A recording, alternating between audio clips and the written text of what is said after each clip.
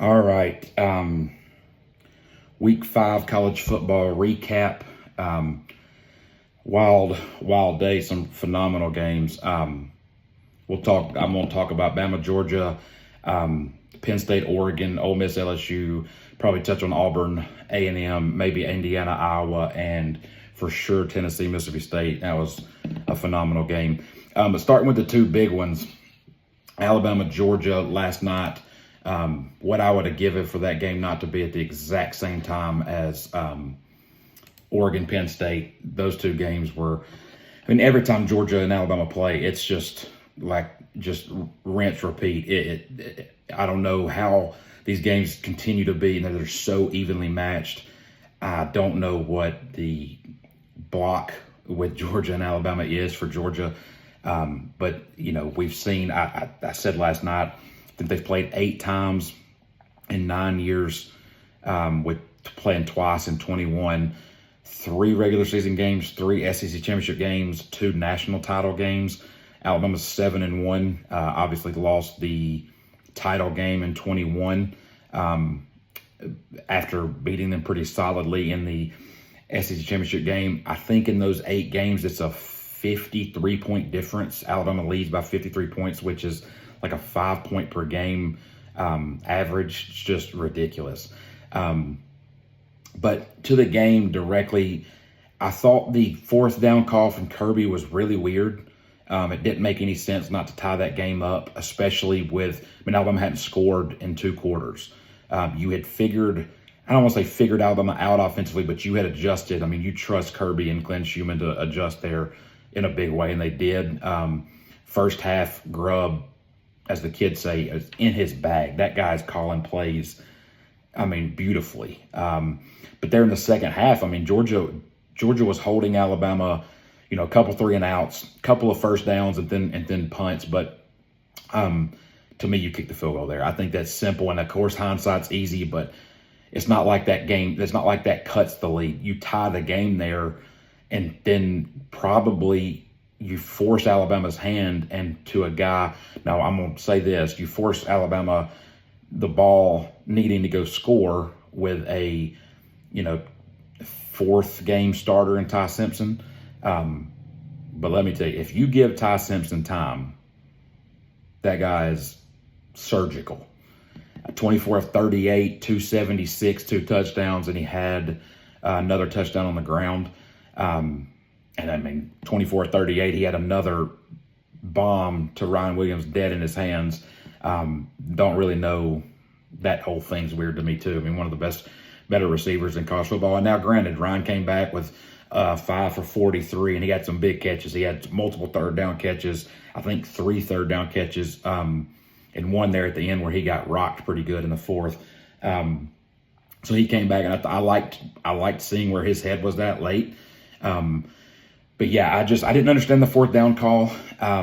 But first half, I thought the play calling from Alabama, especially offensively and in the pass game, they can't run the ball like you're used to seeing Alabama run the ball. They ran it at 3 yards a carry. And they were never awful running the ball. Like, it was never like we're getting, just hit in the backfield, but it was constant. There were very few. I think the longest I remember was like a 7-yard run by Jam Miller. I know there was a couple. Jeremy, I think, had the longest run. I guess technically Caden Proctor had the longest run, because it was a lateral pass there, but which is wild. Another just unreal play call by the whole setup by DeBoer and Grubb there. But I just liked what I saw from Alabama offensively. When you give time, I think Ty was sacked once.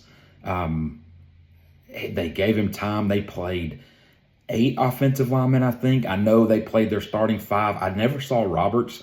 Don't know if he's gotten hurt again, but I never saw him. I saw Michael Carroll come in at tackle. I even saw them that they had shifted Formby to guard. 7. William Sanders played. Jackson Lloyd played. I'm pretty sure they played 8 offensive linemen, and that's without without Roberts. Again, Alabama's playing, I think they played 4 tight ends, 6 receivers, maybe 7 receivers. Jeremy Bernard is that guy. Jeremy had he ended with 35 yards and a touchdown, but then he also had a couple of runs. He had 5 carries. He may be your best back too. I don't know. That guy's like a Deebo Samuel clone to me. If he gets on the right team in the NFL, he's going to be a 10, 12-year guy. But I thought offensive line held up really well. Not a great push up front, but gave Ty a pocket. And again, his reading, his understanding of the offense, you could see it in pre-snap. He's moving things. There was a throw across the middle where he looks the linebacker off to his right and comes back. I want to say it was either to Caleb Edwards, the freshman tight end, or it could have been to Horton across the middle. But he moves the linebacker probably 6 or 7 yards to the linebacker's left to come back and make that throw. And he was brilliant. Still great with the football. Still hasn't turned it over. Can get out and run when he needs to early on that third down. Got out and picked up a first down with his legs. Really impressed there. Georgia ran the ball at will, especially in the second half. Alabama's defensive front, I don't know if it's I don't think it's a personnel issue. I think it's a scheme issue personally. There are too many times where there's nobody face up or outside the tackle. You're just hoping it doesn't bounce. And your corner play, especially with Jackson, in the run fit, is not good enough to not have anybody outside. There was a 3rd and 4 play. I believe it was the ones that Gunnar Stockton picked up on the run. There's 5 people in the box. It's 3rd and 4. You're playing Georgia. There's 5 people in the box. You have 3 down linemen, not a soul outside of either tackle. You had a nose and then 2-3 techniques, or maybe a 3 and a 5. And there's nobody outside the tackle. And then there's 2 linebackers in the screen. Everybody else is spread. And I know there's a threat of throwing, but you can't play Georgia with 5 people in the box. You can't. And he picked it up. I mean, Gunnar Stockton bounces it, and Damani Jackson's a good corner. He got caught looking in the backfield bad on the first touchdown on the deep ball, but his run, people question why he wasn't a higher take in the NFL draft and why he was coming back. That's why his run defense is not good. He takes bad angles. He doesn't read it well. He's not super physical. He will come make a tackle, but it's few and far between, and out in space, he's not a very good tackler. I don't really know if Xavier Brown got hurt. I saw Dejon Lee a lot. I saw a lot of young guys. Justin Hill, which, I mean, obviously looks like Quay Russal's out for a little bit with surgery on his foot. I thought Justin Hill actually played well.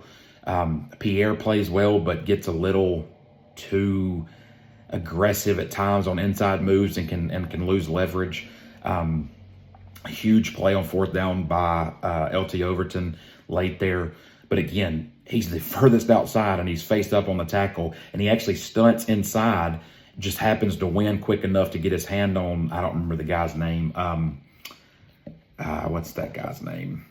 Cash Jones, maybe, and gets him to the ground on 4th down.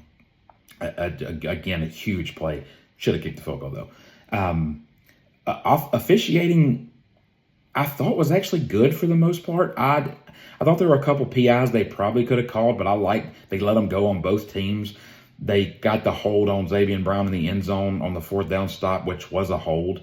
I mean, it is what it is. He grabs the guy on the inside move. But if somebody can tell me what targeting is, actually, I don't need you to tell me. I need you to send it to the NCAA. I need you to send it to refs. Targeting, nobody has a clue. I mean, the targeting call on James Smith, you're talking about a defensive lineman coming down in the run fit, sliding down the line of scrimmage. Running back gets turned and is dropping, and you hit him in the chest with your helmet. You've got probably a 18-inch window to put your shoulder pad and your helmet, and you hit the guy in the chest with your helmet, and you get thrown out. And then at the end of the game, the guy got a personal foul when he dives on the pile. But the guy comes in like a missile, helmet first, and hits Jeremy Bernard right in the side of the head with helmet to helmet. And they don't say a word about it. Nobody even brings it up. And if you want to see the egregious one, go to overtime, second overtime, Penn State, Oregon. If Oregon loses that game on that play that goes to fourth down, I mean, it is the definition of what we should be calling targeting. I'm fine with targeting. Listen, I have a headache right now. I have migraines all the time from brain trauma. So we need to take it seriously. But you hitting somebody in the chest, especially a defensive lineman, he didn't, lunge. It wasn't dirty.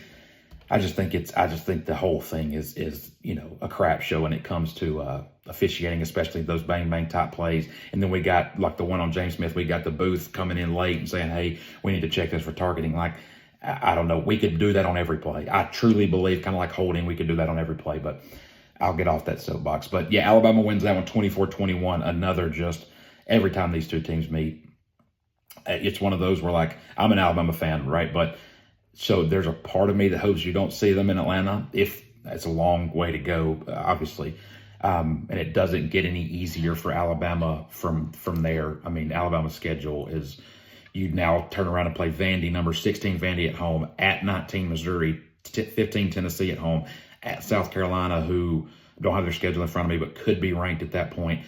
Bye week, LSU at home, Oklahoma at home, Eastern Illinois, Auburn. Every one of those right now, except for South Carolina, Eastern Illinois, and Auburn are ranked. I mean, 16, 19, 15, 13, 5. It's ridiculous. But that's a big win for Alabama. It gives you a little bit of grace, before this run here. So need to get Vandy at home. And listen, this isn't, well, you can talk about this till you're blue in the face, but this isn't your dad or granddad's Vanderbilt team. This team's talented. They have a really, really good coach, and they have a really good quarterback. So we'll see what that one looks like Saturday. Oregon, Penn State, absolutely phenomenal game. The game is basically 3-3 forever. I think Oregon scored late in the third. Again, I was watching mostly Alabama. Georgia gets to overtime. It's 3-3 at the half, and then the last 20 minutes that just explodes in points. They just keep scoring back and forth. Oregon gets up 17-3, I believe. Penn State ties it up at 17, gets the ball, goes and scores in overtime. Oregon ties it. Oregon scores in the second overtime, and then turns it over on the two-point conversion, which got wild on the return, and then throws the pick at the end. I just don't know. I thought this was the easiest line of the week. Oregon was catching points. I know it was Penn State. I know it's a wideout, but like James Franklin's like 1-21 or something against top fives. You go look at Kalen DeBoer, who, again, back to Alabama. Alabama has to prove they can go play quote-unquote down competition, because no matter what you say about Vandy, Vandy's a really good team, but the name brand Vandy isn't Georgia. But you put Kalen DeBoer against top five teams. I think he's 7-1 against top five teams, the only loss being in the national title game. The guy can coach in those big moments, and don't take that black hoodie off ever. But Oregon, Penn State I thought it was a great game. Dante Moore's a player. That Penn State defense is good. Yeah, I mean, it is. And when you look at those two quarterbacks out there, Drew Aller's the more experienced of the two. Dante Moore's the better quarterback. He's got way more upside. He can run the ball a little bit. He's got a good arm. He was 248, 3 touchdowns. Drew Aller, Penn State's so hard to watch sometimes. Everything felt so difficult. They threw for 137. They ran for 139. I don't know, very difficult to do anything. And I think Oregon's defense is good, but are they 3 points, 3/4 good? I don't know. Penn State's a tough one for me to figure out. Now, schedule-wise, they probably still end up 10-2, maybe 9-3. But again, a really fun game. I think Oregon's pretty good, or Oregon's a good team. Dan Lanning he's a controversial figure. He says some things that you just, like, coming from that Saban and Smart tree where everything's so thought out. Lanning has a lot of petty in him, which again, you can dislike, you can like. I really don't take too much to it one way or the other. I think some of it's funny. Sometimes I think it's over the top, but but that guy can coach, and he knows what he's doing, and he knows what he's looking for in players, and they fit the scheme well.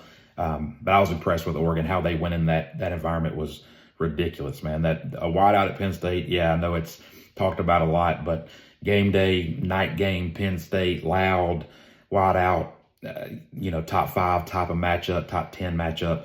I think Oregon was 6. Yeah, impressed with what Oregon did.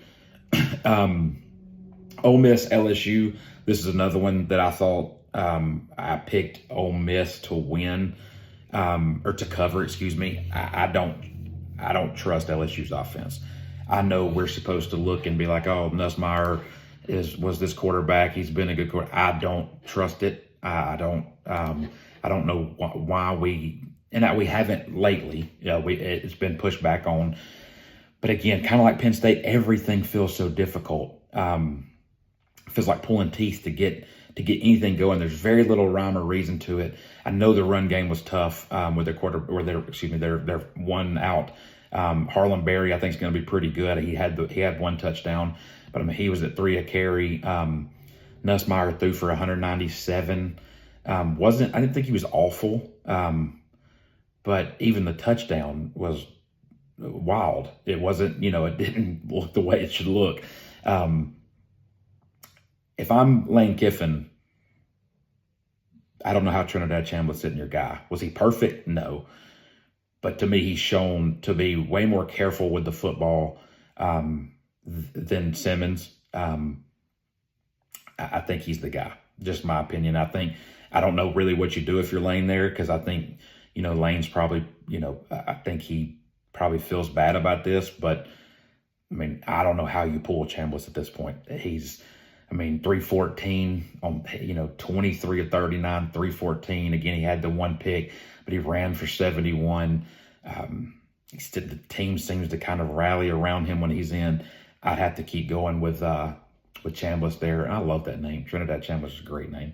But yeah, I liked Ole Miss in this game. Again, I just don't trust, and it could just be my feel for Brian Kelly. I'm just not a fan. I don't like the way he talks to people or carries himself, and I've just never seen the huge upside. What he did in lower levels was very impressive.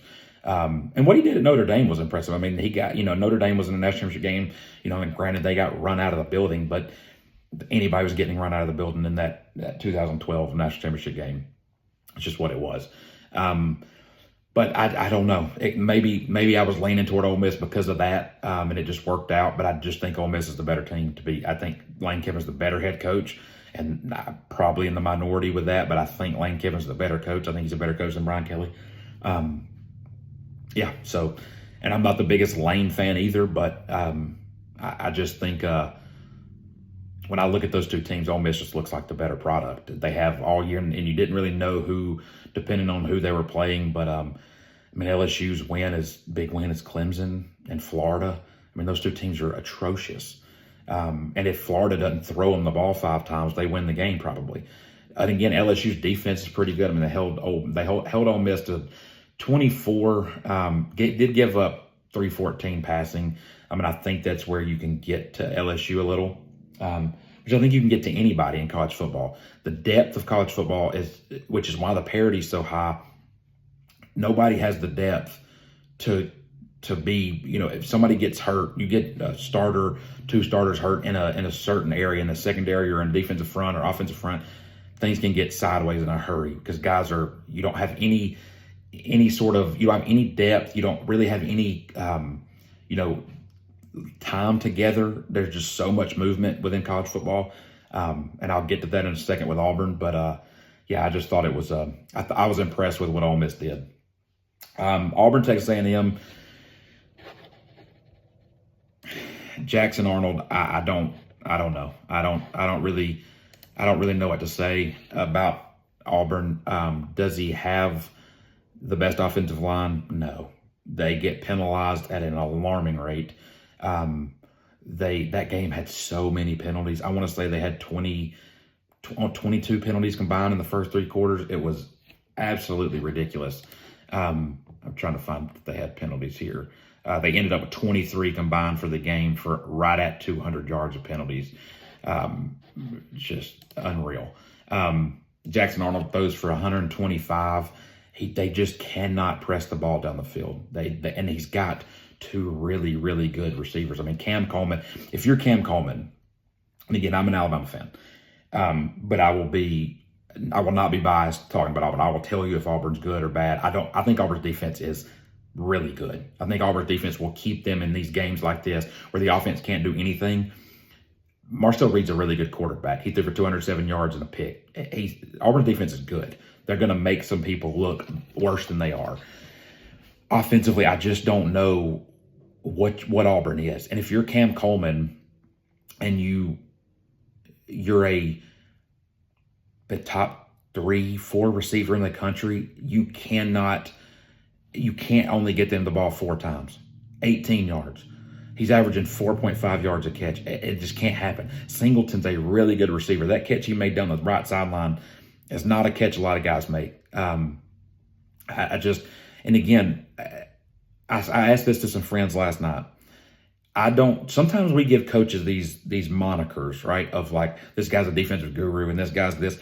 I don't want to say the country has given Hugh Freeze this quarterback whisperer moniker, and I don't know where that comes from. Ole Miss, and maybe it comes from before I really knew him. Maybe it was a coordinator type stuff, but I mean, he's had Chad Kelly and Bo Wallace at Ole Miss. Willis at Liberty was a good quarterback, and not like a NFL starter type, but a good quarterback, especially for a team like Liberty. But then you come to Auburn, you choose Peyton Thorne, which the first year, okay, you give him a pass on that. But then you go back to the well with Peyton Thorne again, when you could have gone and gotten some guys in the portal who would have come to Auburn. And then this year you go and get Jackson Arnold. And I just don't know what you saw out of Jackson Arnold. And Oklahoma was a mess last year. So it's not like I'd put all that on Jackson Arnold at all. Offensive line was bad. Receiver, every one of them was hurt. So I don't put all that on Jackson Arnold at all. But you went and got Jackson Arnold, and from reports, you paid him a lot of money to come be the quarterback, and his QBR is 35 yesterday. 125 yards, 3.8 yards completion. I mean, he's not throwing the ball down the field. Last week, could have beat Oklahoma. He had Cam Coleman running wide open past guys for days, and he hit him. Now, one pass interference, one of the most egregious non-calls I've ever seen. One completion underthrown, and then one incompletion underthrown. But even the pass interference call, if that ball's laid in the back of the end zone, it's a touchdown. He had 2 others, one out of the end zone down the sideline. He overthrew him on one down the right side. I don't know. Again, I think Jeremiah Cobb's a good back. 28 yards rushing yesterday, but I just don't understand the play calling. I don't know that they understand the play calling. Jeremiah Cobb carried it 6 times. Damari Alston carried it 2. 8 carries between those 2 guys. 8 carries for 38 yards. Jackson Arnold carried it 15 times. So I don't know how many of those were design runs. I would say they probably dropped back to pass 37 or 38 times at least, because I would guarantee some of those are those aren't taken into account sacks either. I don't know how many. I think they gave up 5 sacks, so maybe 40 times they dropped back to pass. That can't. What world were we living in where Jackson Arnold's dropping back to pass 40 times in a 6-point game? It doesn't make any sense. And again, I don't. I'm not trying to get on Hugh Freeze because I'm an Alabama fan. I'm truly not, but I just don't get it. It doesn't make any sense.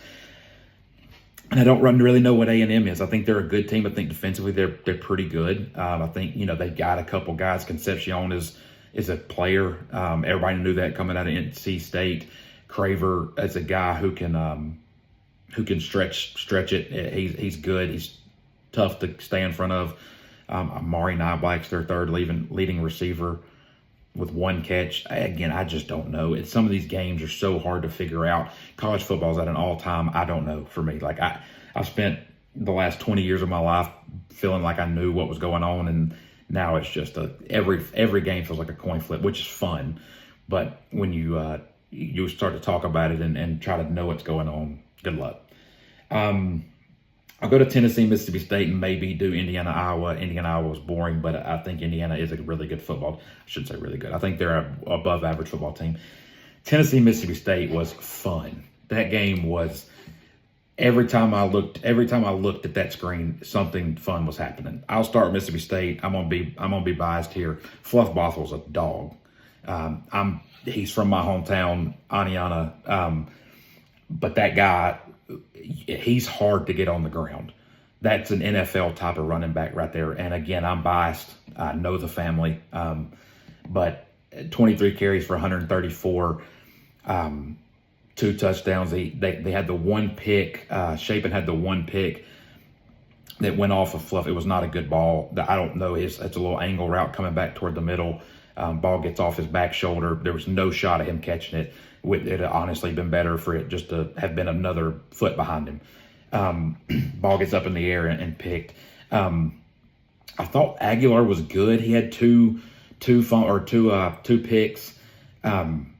He's good. He's a good quarterback. That going from Nico to Aguilar is the biggest upgrade I've ever seen in the weirdest scenario. When you look at Tennessee, Josh Heupel taking relief, whatever your opinion is on Heupel,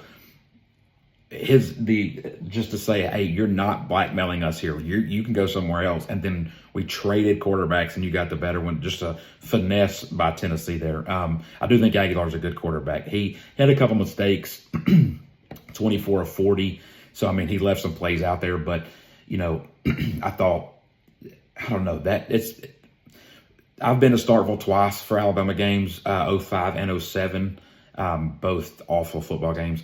But that place can get to you with the noise. I thought they handled it pretty well. Tennessee's defense is I don't know, that they're going to struggle in some games to keep teams just from outscoring them. But I thought this game was just so much fun to watch.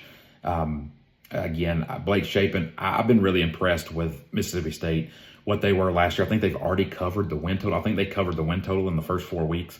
The Vegas win total, I think, was 3.5, so they had already beat that.